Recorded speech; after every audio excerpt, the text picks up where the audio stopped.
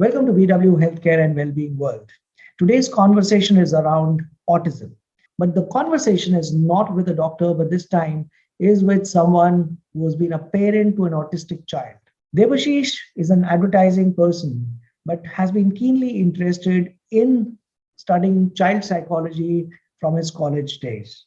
Debashis himself did not know that his keen interest in child psychology will turn into his way of life, uh, being an involved father of an autistic child. Debashis just authored a book that he's just released called I Have Autism. And in this book, he has captured his son Noel's journey in a manner that this book is now becoming a guide to anyone who's dealing with a child who is autistic. It is all about understanding the sensitivities that he has discovered as a parent, as well as understanding of his meetings with various therapists across the world. Welcome, Debashis, to BW Healthcare World and Wellbeing World. Since your book is about autism and your book is based on your son's journey, I want to understand a little bit about Noel and what about his journey did inspire you and motivate you to pen this book? See, firstly, Noel's diagnosis as an autistic person happened only when he was 3.5. He was a baby like any other baby. His milestones were all okay.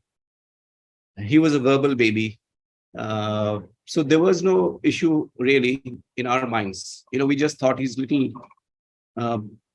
little bit preoccupied with himself kind of person. That's all. But later when he went to the Montessori school, then the teacher called me, which is there in my book.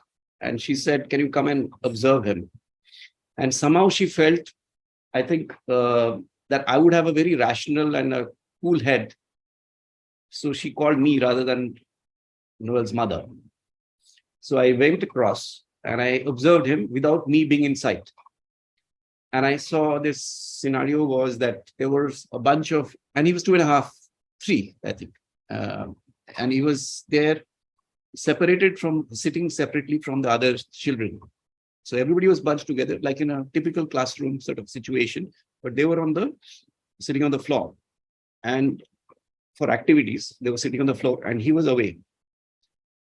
So she said there's something unusual about him because, normally kids, after an initial period of, adjusting to the school environment, they sit together and do activities together. He never liked group activities. He wouldn't join in groups, all of that. But he used to, when the music is on, he used to be clapping his hands and singing. So it's not that he was not participating, but he just didn't do it in a group like every other child.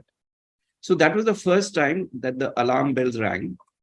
And I thought about it. And then we went to the typical thing that happens. You go to a child specialist first.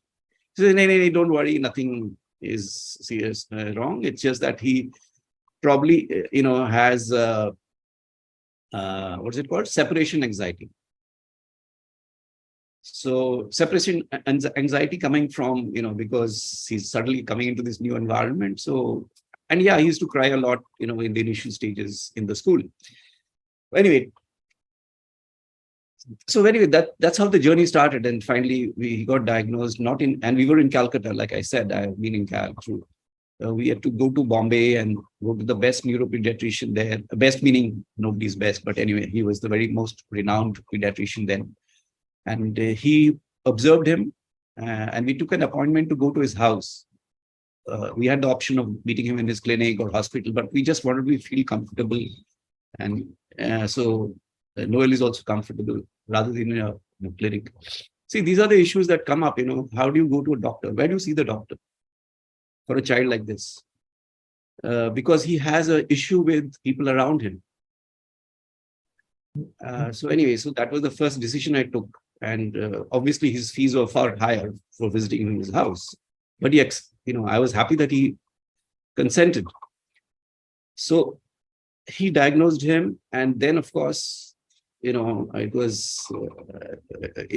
was upside down, obviously, and we were shattered. Noel is our first child. Yeah. So what else do you want to know about Noel? And That's how it started. That's how it yeah, started. please. Then of course, the typical curve of finding it very difficult to accept, and there's this whole thing of denial. His mother was also in denial. I was also to an extent in denial. I was confused, and there was so little knowledge about the subject. And as I told you, even doctors could not really guide us very well. So, and even this doctor, I think I recount it even in my book. The first thing he said is, what do you do? What is your profession? So I was in an advertising agency. Can they give you a transfer to the UK? What was the first response? Or can you go to the US? I would recommend you please pursue this. This is what the doctor is saying. And this is just after the diagnosis. Can you imagine what it does to someone? Anyway, so I actually started thinking of that. And then, I spoke to a psychologist friend in the US. I told him, this is what I've been told by the doctor. So we had this long chat. He's a practicing clinical psychologist in the US. So he gave me a very important point. He said that don't let it completely uproot you in your professional life. Don't let it uproot you from your cultural life. So think about it, because there are pros and cons on both sides. So I did think about it. And then in discussion with my wife, we took the decision to stay on in India and find what was the best possible, what are the resources available here, and then apply ourselves to it. So that is how we concluded. And then, as I told you, from Calcutta, then we moved to Delhi. Delhi obviously had, at that point in time, perhaps in relative terms, better options, better resources, because there are a lot of things you need to really help this child. It's not just parents. You need very good special educators. You need occupational therapy, because it looks like a mind issue, but it's not just the mind issue, it's a neurobiological issue. So that's why I've pointed towards all the senses, and the sensorial, issues, processing issues are affected. That means if I chuck a ball to my 4-year-old or 5-year-old, he will not be able to catch it. So that's the first thing I saw, that he's not being able to catch a ball which is just lobbed at him, not even at high speed, just lobbing. Now that triggered off this thing that obviously there is a eye-hand coordination. The signal from the vision is not, is impaired, so we can catch.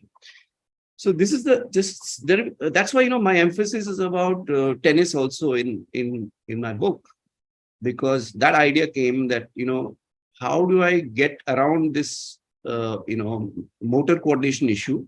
Obviously, you need a occupation OT specialist in Delhi. Fortunately, Delhi, Gurgaon, there are OT specialists available. So he was initially going to this clinic, and by the time at the age of 10 is when I got him into tennis, because I said OT specialist sessions, therapy sessions are needed, but you need something more to supplement for an overall development of this whole sensory issue or motor coordination issues, So that's how the tennis thing happened.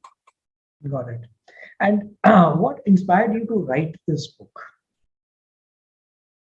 Okay, so then the journey has been, in Delhi, and I've traveled overseas. I've traveled to the UK. I've met the National Autistic Society people. I went to the US. I went to Japan. I met the finest school in the world, perhaps, for autistic children, which is the famous Higashi school. So all my readings, basically, and by that time the internet boom had happened.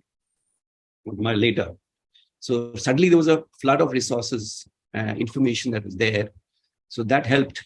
So I explored a lot because it's not just about my son, it's about I realize that the awareness and understanding at the first level is of the parents is very limited, and they are they are so helpless in that scenario, and you don't expect this to happen. You have a certain trajectory of life. uh, After marriage, obviously there's a certain trajectory, right? And your professional life, your business life, your family life, and then this happens and they're just helpless, clueless what to do next. So that's one. Second level is the educators themselves have a very traditional approaches. Whatever they're taught, in the special education, that's what they practice. And I blame them because they don't know any better. So to come out of the box I'm telling you, is the most important mantra that I could leave with anybody. And that takes some doing. It won't happen. It's not that some clever thing you will do. No, you have to think through it. You have to see what works, what doesn't work, trial and error, etc. So there is a whole, minefield of stuff to be done. And so I write this book also to motivate and inspire special educators to think differently, to think out of the box with examples of techniques that I have mentioned. Got it. Then the third reason which I write and is the fact that there is so much for the society. These parents and educators are, yes, but then what about the society at large? How does the child, when he becomes an adult, young adult, how does he find employment? How does he interact, while he may be actually capable of doing that job, but he just needs a crutch because the disability is not a physical one. And we are all, the way we are conditioned is there has to be a crutch or a wheelchair or a braille device. This child cannot do with these physical devices. You need a certain mindset to be accepting and understanding and compassionate, so that this child can blossom and do very well in the jobs, in the workspace, in the creative space. So for that, we have to first a much used word, of course, is acceptance. So, and acceptance is not easy. It takes, again, lots of dimensions come into it. So and that truly, if you ask me, is the main reason I've written this book.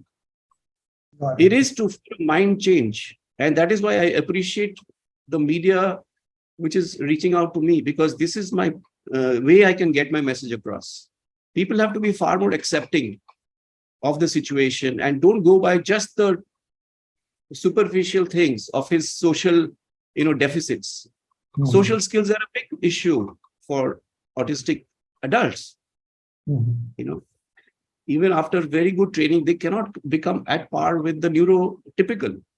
But once we allow that space, once we have compassion for him, and when you recognize the talent, mm-hmm. and then, allow him to have a little bit of adjustments in the workspace, they can do wonders. My son used to work with one of the very well-known brands, mm-hmm. Pizza brands. Mm-hmm. And I can't tell you that how transformative experience it was for them, the people at that establishment. Got it. Only because I got the support of the CEO. Right. But the fact is, it is so difficult to reach, to get to that point. I did. But once that happens, it's just, transformative. And he was one of the best. I should not use the word best, but he was very good at his work. So I'm glad that you've written this book. And, I understand that you could be sharing your experiences as well as your conversations with the specialists and what really worked, what did not work. Now, Debashis, you spoke about when the doctor broke the news to you about the condition and you said that you were shattered. Most people are unable to manage the conversations with their spouses to get to, like you use the word, accept the situation. Can you share about the conversation between you and your wife about this, the first conversation about what to do next, how to handle the situation? It's a very, very pertinent question, because first is not just, first is the mother and the father. Now, in our case, there was no extended family living with us. So it was just between two of us. But if you see in reality, extended families. So the acceptance question, relates to also others, okay, in the family. But we'll come to that later. Answering your specific question, I think the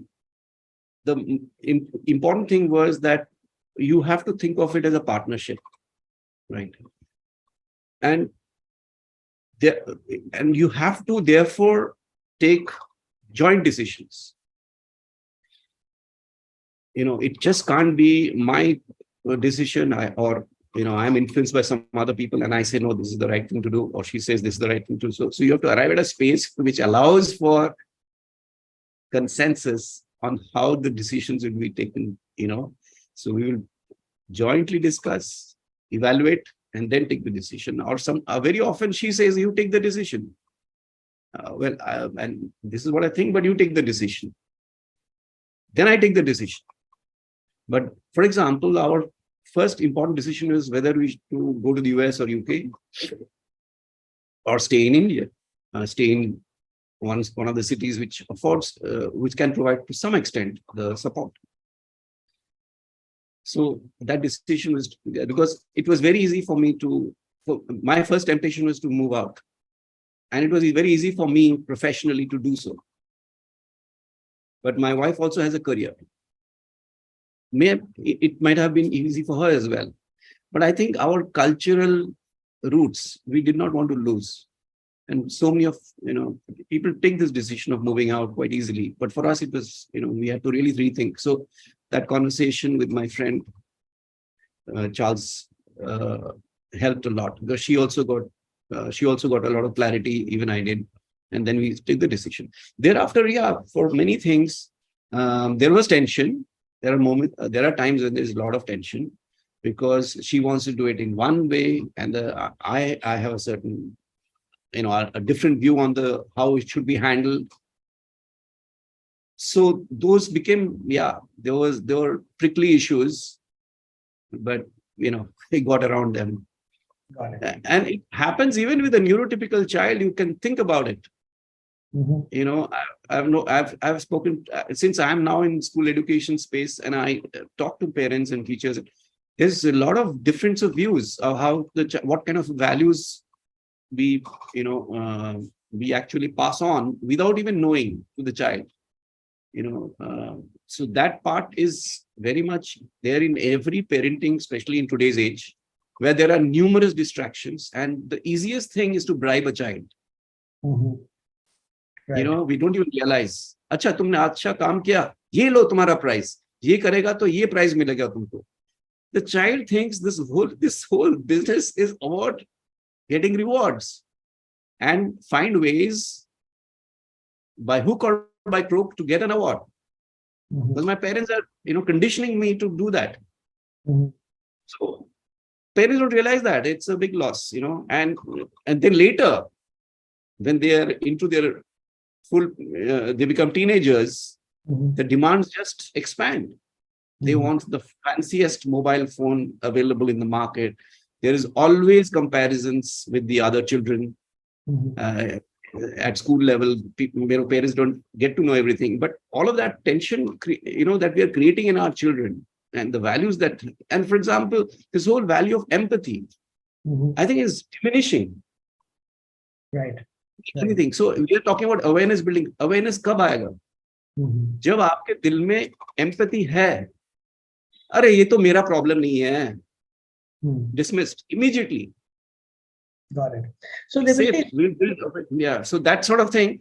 So I'm saying that whole process, had to be managed, because the challenges of raising a neurotypical child, those don't go away, Those are still present when you're handling a disabled child.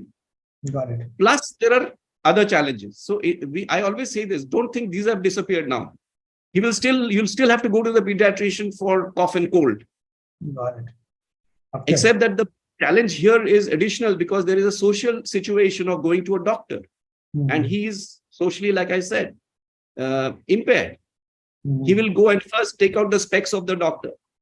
Got it. Got it. And I'm saying this is just a mild one. No, I'm saying, so that's what the parents have to deal with. And this consciousness of passing on values is a very important part. Got it. Yeah. So Debashis, you used two words. One was acceptance and the other one was comparison, and you have a daughter as well, right? And so how did you manage your daughter and sensitize her about Noel's being different, so that they could coexist in the same household, same environment? So how did you manage her to understand Noel? Yeah, it was yet another challenge, seriously, because it was something which really could be, I was always worried about that aspect, that how will this impact her personality, her acceptance, not just acceptance, also her personality, because what happens to siblings is the first thing is they feel, and this is different from the parents' feeling. There's a difference between how the sibling begins to react. As he or she is growing, the sibling, first thing that gets rooted in them is that this world is full of injustice. The feeling of victimhood. It's a great injustice done to me. That now, because I mentioned to you about my child psychology interest, that can determine many things in your adult life. That you have been singled out for injustice. Now, it is nothing to do with the parents. It's not injustice from the parents. She thinks that it is a great injustice done to my parents too, but it's her. She feels that. Now, that injustice can become a big, impediment in personality development later in adult life. How you relate to others, what kind of relationships you form, how you handle your relationships, all of that. So first thing, I had to be very, clear that this sense has to be absolutely eradicated. Because I got that, she used to talk like this. Why? My friend so-and-so's brother is not like this. They don't have to deal with this. This is when she started going to school, at the age of 6 or 7. And the other thing we had to take a call is whether we should put her in the same school as where Noel was going, in the special section, or should we had the option of putting her in another school where she's at least freed from, the troubles that he's having in coping in school, or other people's attitude towards him, and so on and so forth. But, that was a very, it was no easy decision to take, we thought about it so much. Her mother was also involved in this process, of course. We had to think really hard because she had the option of very good schools in Delhi or outside Delhi. So those options were there. Finally, we took the call to send her to the same school for very good reasons. And we analyzed all of this. It was not any emotional decision. It was a very thought through, rational decision. How will it impact? What are the pros and cons of it? So we had to evaluate that. And I'm glad we had taken that call because her attachment and her sense of protectiveness towards her brother only enhanced as she grew.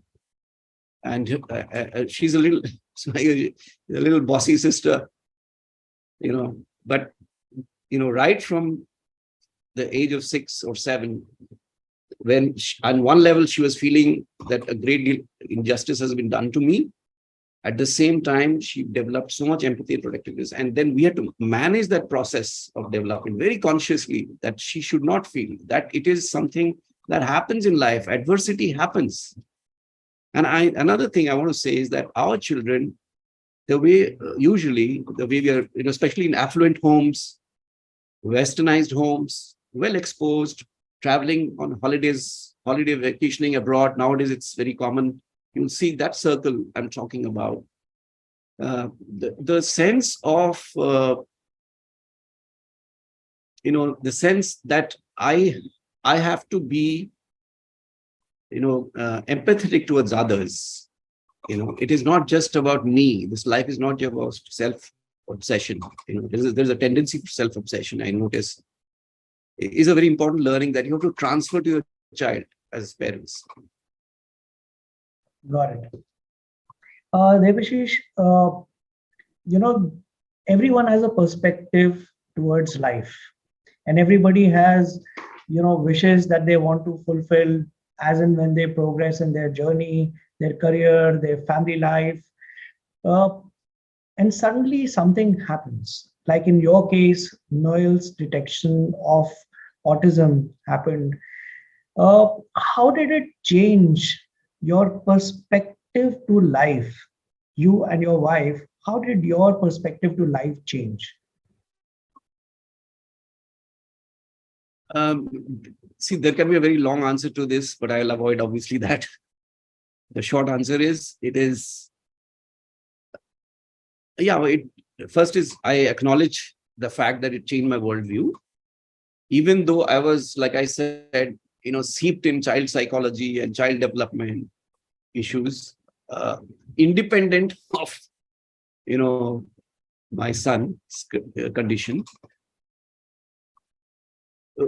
It changed me because the worldview changed. First is that this whole recalibration of your own career goals, success, fame, and those things had to take the back seat.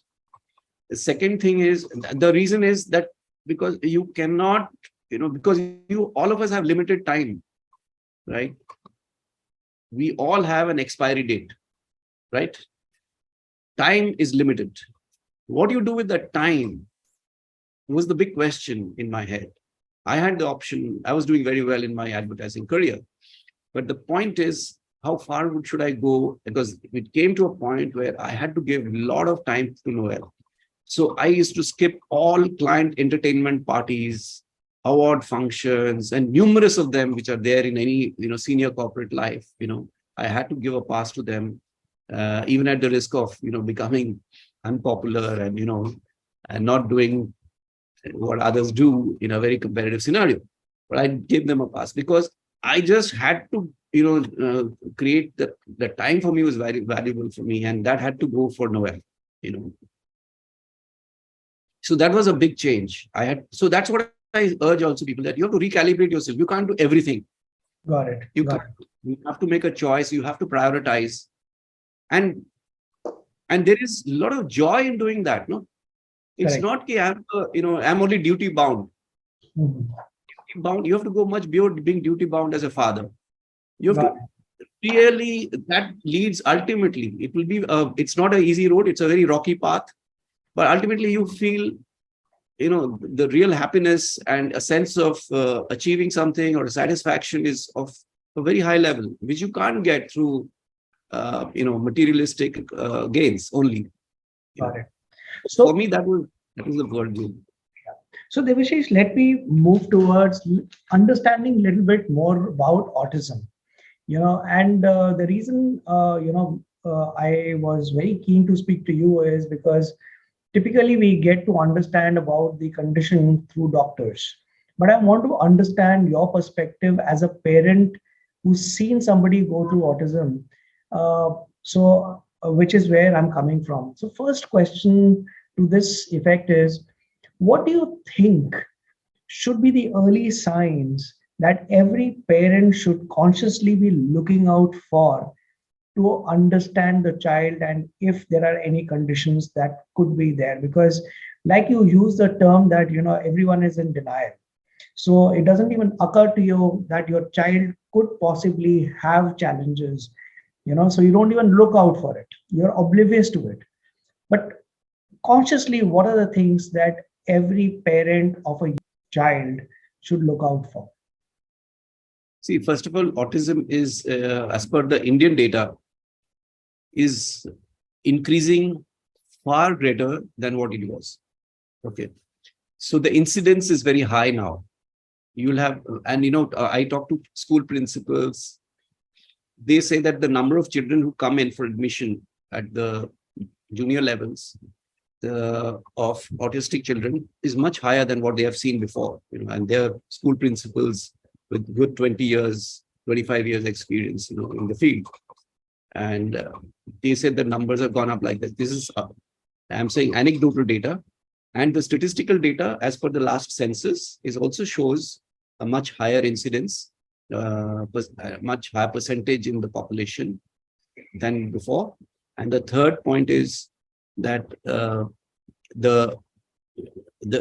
it's not that this is not a disease. The other thing I want to always underline, at a very basic level, people sometimes confuse. They think it is a disease. It's not a disease. That's why it's called a disorder. It's an autism spectrum disorder. So it's a disorder where the neurological, connections are not typical. Okay, so that's what the condition is in a very simple way. But yes, the symptoms, like you mentioned, the signs can be very puzzling. Why is he doing this? Why is he not looking into my eyes when I'm, calling him? So there are is your question about early signs that should be early signs to look out for? Yeah. So first we should know the incidence has gone up. It's not as rare. Arey, ye to hota hi nahi hai. Bahut kam, bahut rare. That part is no longer true. Rare nahi hai abhi. That is first. And I'm talking present data. Secondly, the signs, first and foremost, which is the usual signs, is the child has a problem with making eye contact. So if you go by the traditional milestones, you'll not be able to get it. But eye contact is an important milestone, when you to watch out for. Whether the child is looking at you into your eyes, or when the child is responding to you, looking at you, or is he trying to avoid my eyes all the time? So that is one of the early signs. The second is there is what is called STIM behavior, which I have written about in my book. And I tried to explain it in very few words, very lucidly, so that people understand that, because that is one of the things which manifests very early also, which is like flapping of the hand. The child is all the time flapping his hand or clapping. In case of Noel, it was fairly, hard clapping prevalent, and for no apparent reason. Got it. Right. So there are these some sort of repetitive behavior acts that you will see in the child. So that is another sign to to further investigate what is actually going on. Some children are verbal or partially verbal, or some children may not be verbal at all. Okay. But they could be having a handicap of speech or verbal abilities, but it could be not just that, it could be accompanied by autism. Got it. Okay. So, and as you progress, the last point to note is he will not take to the traditional way of learning. So we immediately say learning difficulties. But my point is that you have to get around that learning difficulty, and there are strategies to be able to help him learn. But that's a separate, bundle of things. But yeah, another very important sign is he will not be able to learn CAT, cat, BAT, bat, just looking at pictures, and like every child learns, and we take it for granted. तो सीख ही लेगा, ऐसे ही तो सीखे हम लोग ने, like the tables or the numerals, he will not learn that way. So I think, one of the important takeaways from this is that one, accept that a lot of children could have certain conditions. Don't ignore if your child is doing something different from a typical child. Get professional help. And also, one message that I get from this particular answer, even though it's very early in the interview, is that if you find that there is something different about your child, please understand that the child needs to be treated differently, even if it is learning, you know. So that's a very important takeaway. Now, Debashish, I went through a little bit some parts of your book, and it was very interesting when you spoke about the different senses. So we understand the five senses that are there, but you have mentioned that beyond these five senses, there are these three lesser spoken of senses, and you've written it as vestibular, proprioception, and interoception. Can you tell us a little bit more about these sensories? Yeah. But you must have recognized that, see, I have limitation of space and time in writing, in the book. So I have had to be very careful with, how do I say this in a very lucid way, yet in a few words. So Got these it. are big subjects, so you should not feel, and I hope people don't feel that, he's just glossed over these things. No, it's Because important for people to recognize, Debashish, that they should be aware that there are other things beyond these five senses. So then they can go deeper into it, but they must understand yeah. that these exist. So that's what I Yes, wanted to bring up. absolutely. That's the purpose. That's the purpose. You have to then do your own little research to understand it more, in detail. Yes. But my purpose was not to put all the stuff in detail, then it will become one large volume. You have to consider practical Yes. considerations, force me to write it in brief. But I'll just explain these three things to you very quickly. So the first one is vestibular. Vestibular is it is located in the inner ear. We studied this in school in biology, but except that it doesn't stay with us as top of mind. We have all studied this. It's in the inner ear. This sense allows us to keep our balance and posture. To maintain our posture, which our brain is so super specialist, in managing your posture, your balance. And so if this part is, in any way impaired, then you have a lot of practical difficulties in routine life. You will see this happening at very old people also. You'll notice this, you're naturally careful that this person might fall. He's just sort of, he might stumble. You just have that feeling while watching an old person walk. So he's given a stake, even with a stake or support, there might be. Now, what is it? It is the vestibular part, which is now got affected, which could be age-related or something else. So this is vestibular, which is the sense of balance, which this is done by this part of our body to manage that. It's a obviously a neurological thing. The second is proprioception. Now, this is why earlier I was talking about occupational therapy.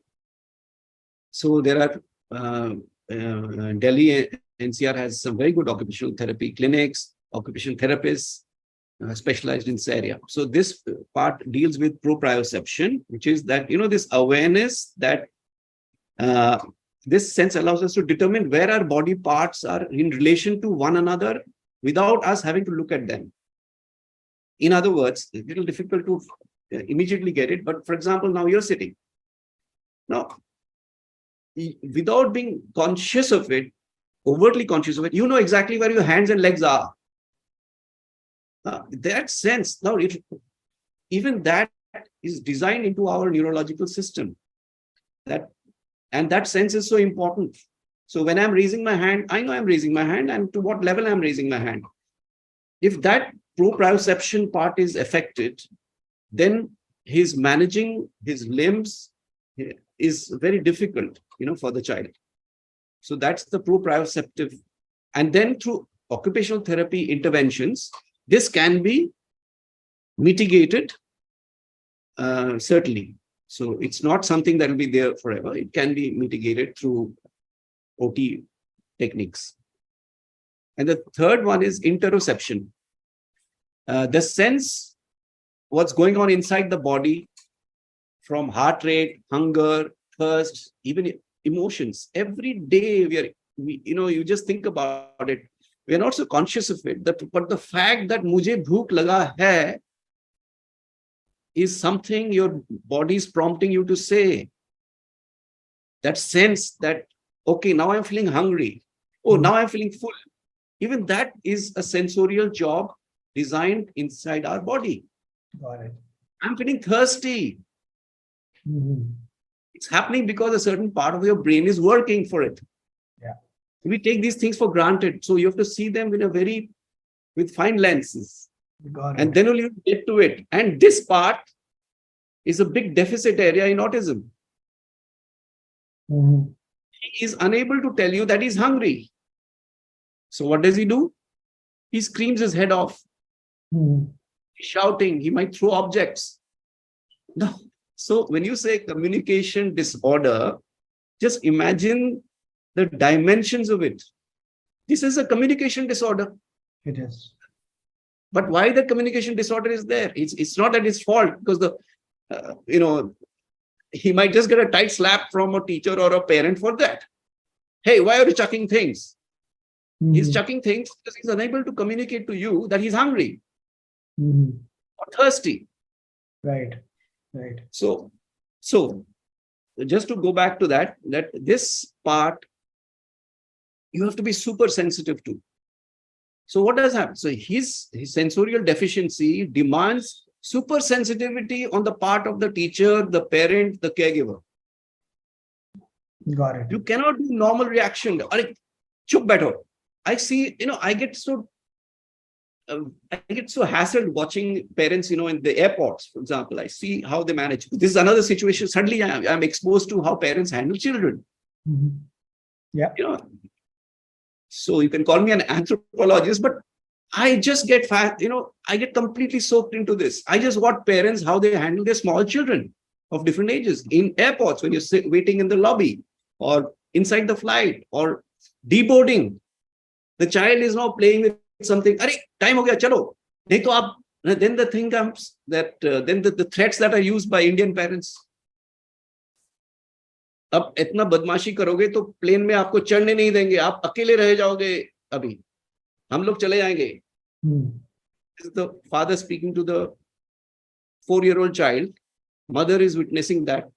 She also does not interfere because when father is talking, they just back off. What? And I feel, why are you using the threat? You have no idea what damage you're causing to the child. So anyway, so this is a big subject, but only coming back to what I was saying is that you have to be supremely patient.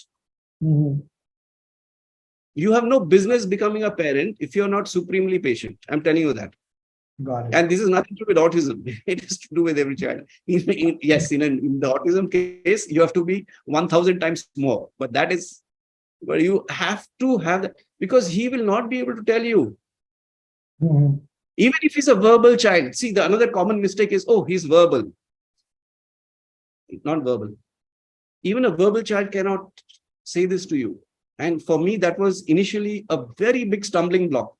Why doesn't he say it? So why doesn't he say that he is hungry? Because once food is served, everything stabilizes. So we had to pick up this, cues that he's probably thirsty. Or perhaps he wants to go to the washroom. Got it. Because he's unable to say. And, can you imagine what a, feature of human life this is? And we take it absolutely for granted. That I'm unable to tell you the inner sensation that I'm having. Anyway, so. Yeah. No, this is very beautiful, Debashis. I think, what you brought up is extremely important for two perspectives. One, for every human being to be in gratitude for what they have, but they do not realize it. And second is the extra level of sensitivity to understand somebody who has that condition, which is very, very important. So, like you said, that the child may be feeling hungry, but the child does not know that. He knows that something is wrong, but what is it wrong is unable to explain. Yeah, and absolutely. Because we are not used to responding to something that is not told to us, so we can't comprehend it. So I think what you brought out was very important. The sensitivity at the part of everybody around that person. So Yeah. that's very beautiful. Another thing, when I was reading your book, you spoke about that the autistic child goes through transitions, many transitions in one day. We all go through these transitions, but it's different for a child who's facing autism.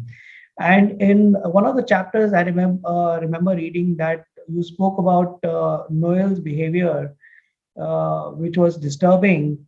Uh, can you explain the response of Noel and how did you deal with it? How was it for Noel and how was it for you? All of us are very familiar with it. Some things happen on time, some things don't happen on time. So we are all familiar with that part of it. But in case of Noel, it's very different because for him, his structures are sacrosanct. It's not something that I realized, from at the outset, but this was, stumbling upon situations which were really out of the ordinary and sometimes bizarre, that I could discover this, this aspect. So if I get home at my usual time of between 7 and 8 p.m., he used to always greet me with a big smile, a lot of cheerfulness, and he would always stick with me and sing songs wherever I go. At home, he was always sticking to me. So it was a joyful moment for both of us. Now see the scenario when I come home at 5 p.m. I've come home early, finished off work early, meetings got sort of cancelled or something like that. I've come home early, 5 p.m. And I'm so enthusiastically looking forward to spending time with him. Now I've got more time. Evening, we'll probably go out somewhere. And I am at the doorstep and he opens the door. And he looks at me and he screams. He's distraught. Some major turbulence has happened and he just runs up and down the house shouting and screaming his head off. And I step in, I say, what's gone wrong? So I think that he's very unwell. So I try to sit him down and try to chat with him and trying to figure out what is the matter with you? What is hurting you? And he doesn't answer, keep screaming. It is much later that I realized it's just because my arrival time at home has changed drastically. So I've come in early 2 hours. Happy about it, just like me, because we will spend more time together that evening. No. He went ballistic. Now, this discovery was very important, obviously, but it came much later. But once I discovered, now how do I handle it? Because it's not that every day I'll be able to come at 7 and 8. Okay. Or nor is it possible for me to sustain that. So we had to develop, I had thought of ideas which were, crazy ideas, because I started, as soon as I arrived at home, I would start doing crazy things. I have to forget the bad day that I have had or some quarrel with my colleagues. We all go back home with those things, right? I had to shed all of that and get into becoming a child like him. So I used to play pranks with him. I used to do cartwheels for him. I used to full-on entertainment as soon as the door is open. And this is when I'm away from my normal return schedule time, just to be able to distract him from his natural distress that is caused because of my early time. So, Debashis, you have also written about your experience with Noel on a flight when you were from Rome to London, and which was the first time that he was experiencing a low-cost airline and where the food was not served. And this experience got etched in his brain, as you mentioned, and etched in his brain throughout for the rest of his life. You have written that you and your wife should have been more prepared, or should have prepared him better for the flight. Can you explain this experience and what is the message that you're trying to give to other parents and caregivers who may be dealing with someone with autism? You have to understand that he operates uh, in life only through structures. Okay. As he matures, as you coach him, obviously there'll be some flexibilities will happen, and he'll become more adaptive. But this was a time when this part was not known to us. And one of the things is that you have to prepare your child for what is coming up, which is not expected. So structure means everything will happen exactly as per my expectation. So it's part of the extension of the same time of return home aspect. But here, that's what there are myriad, manifestations of this structure is sacrosanct theme. So this airline thing that we're talking about is a situation where he has flown. I mean, he's been on flights with us many times before. So he knows that food is served on the flight. And these were the early days, when India did not have a low-cost airline. So like Indigo and others. But when we went abroad, low-cost airlines is the way of life in Europe. So we boarded the flight, and it was a hour-long flight. And so the point is that he was naturally expecting food to be served, and he's very excited about that thing happening. How the air hostess comes in and she serves the food on the tray, all the little details. And the other thing about autistic minds is they pick up all the details. Okay, unlike us, we are naturally gifted with selective perception. So we know what is important, and automatically the brain scans it, right? But for him, every little detail is important, and that's what gets retained also. So when she came up, and so he said, I think he said, where is the food, or where is the tray for food, or when will you serve food? And she was not very fluent in English, and she said, only water. And she hands off a small bottle of water to him. So he's expecting food to be served, and there is no food on the low-cost airline. So then started again a tantrum of, what is this? Why is food not being served? Why the air hostess not giving me food? And then he remembered this, this traumatic experience. For him, it was trauma. So it keeps on coming back in his speech much later after this episode. And so whenever I say I'm catching a flight to Istanbul for some international conference, he says, only water will be served. So be aware, of this. So like that, so it became a thing of him. And, whenever he was supposed to go again, he was very curious whether will I only get water on the flight or will I get food on the flight. So this became a permanent thing for him because the trauma was huge for him then. Yeah. But, see, right now I'm... Sorry, please go ahead. No, it's very easy to handle this. It's just that you have to prepare the child for the upcoming scenario, which is non-standard, which is not the structure that he's used to. So, for we also know how to deal with it. We get disappointed, but we know how to deal with it. Yes. Right. This child is unable to deal with it.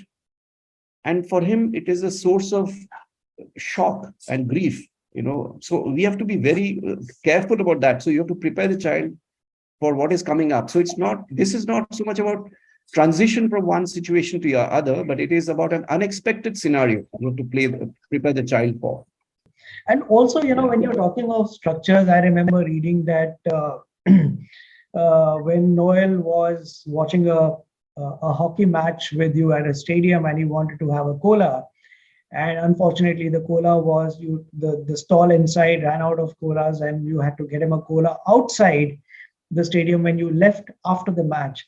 But this was a big disappointment because he was expecting to have the cola while watching the match in the stadium. So structures seem to be playing a very important aspect in their life. Is that correct? Yeah, absolutely. It is a vital aspect of day-to-day life for uh, many of our children. I'm not saying every child is the same. No, every child with autism is the same. No way. Every child is in fact different.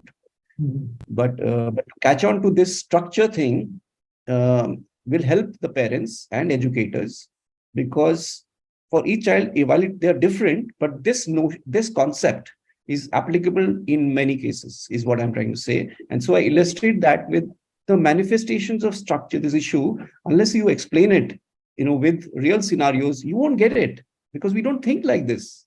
No, no, We can absolutely. never think. This is really important because So yeah, that's why that's why I took that's why I made those real life examples to imagine different kinds of situations where we are actually breaking the rule. got And it. this one is again a bizarre one, where he it's not that he's actually wanting a cola inside the state, to have a cola, and that's like we do when we are watching a match. But the cola had to be served inside the stadium, inside while he's watching the match, not outside of the stadium.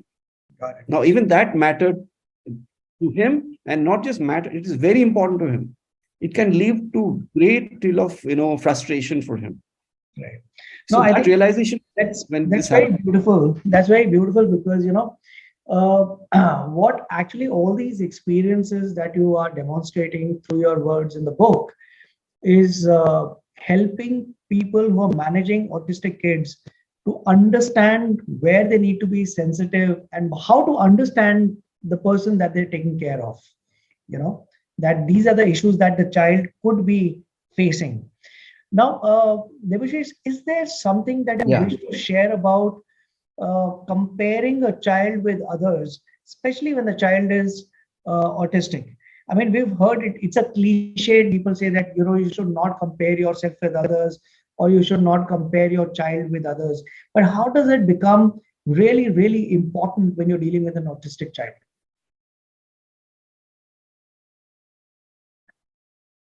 No, see, there's no question of comparison, because, but then I'm saying this after a lot of gaining a lot of experience and becoming wiser. But the idea is to become wiser early, isn't it? And that's what the advantage parents will have if they become wiser early. That's why this book is directed to younger parents, so that they get to this, get a handle of this early, early enough to make a difference. Um, so this thing of comparison, and it is very common in our, way we conduct ourselves with our children. We always compare. Oh, वो तो नहीं करता ऐसे, वो तो ऐसे करता है, वो कितना अच्छा है, देखो तुमको भी वैसे बनना है. This is the usual conversation. Nothing you know uh, that we have not encountered. We always do that. And we, in order to motivate the child, we try to use the comparison thing.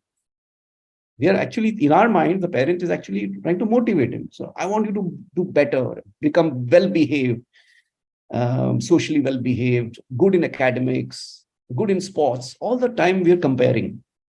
And because of our parental obsession with getting your child to become better and improve and all of that. But in that, when the autistic child enters this arena, you have to be super careful, because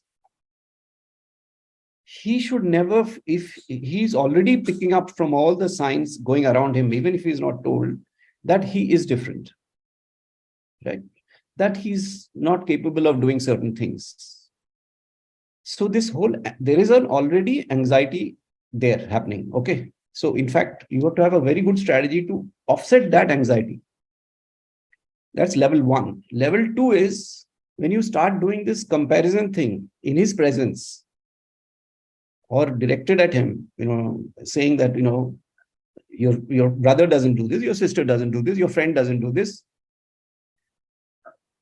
Obviously, it leads to discrimination. No, you're discriminating the child who is already has a certain sense of his not being at par with others. once you push that, continuously, obviously his self-confidence is diminished. And you need these kids to be self-confident. And it's part of my message in my book.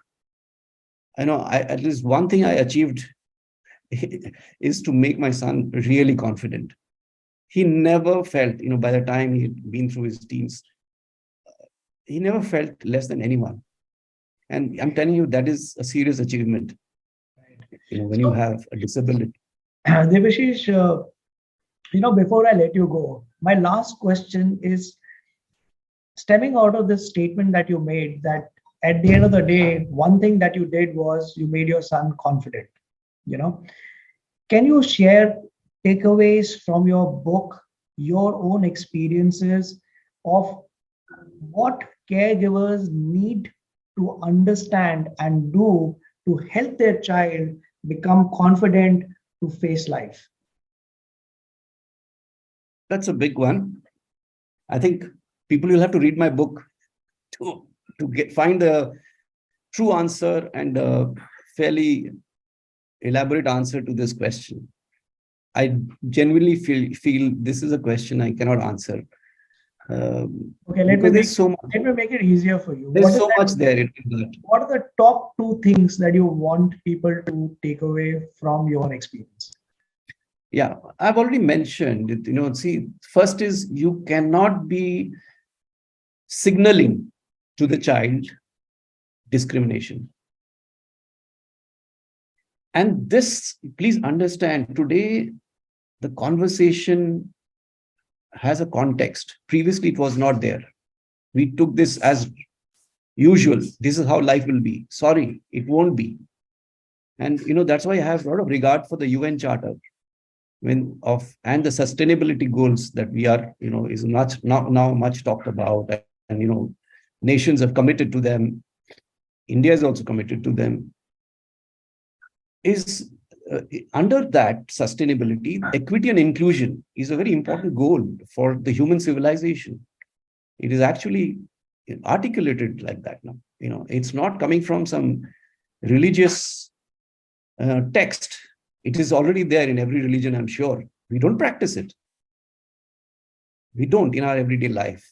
We only perform rituals. But the essence of any religious teaching, and this for me is a very sad thing, that nobody really practices in their everyday life.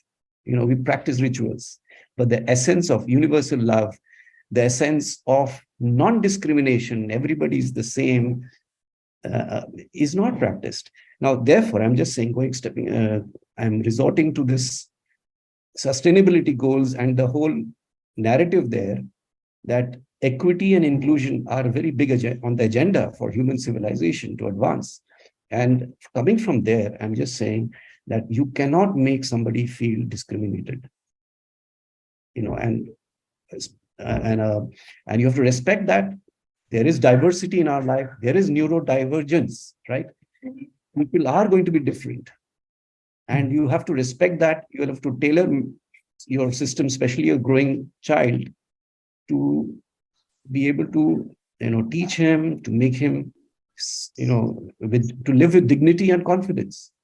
So that's the responsibility, I think. So those would be my 2 takeaways.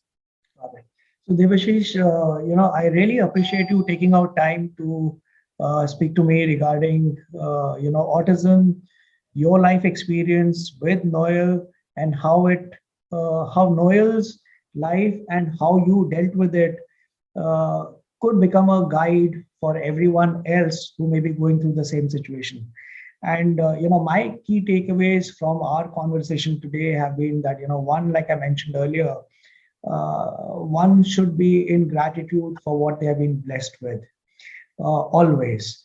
Second is, if someone is different from who you are, it is your duty to be sensitive, to understand them, so that you could be of use to them to help them better.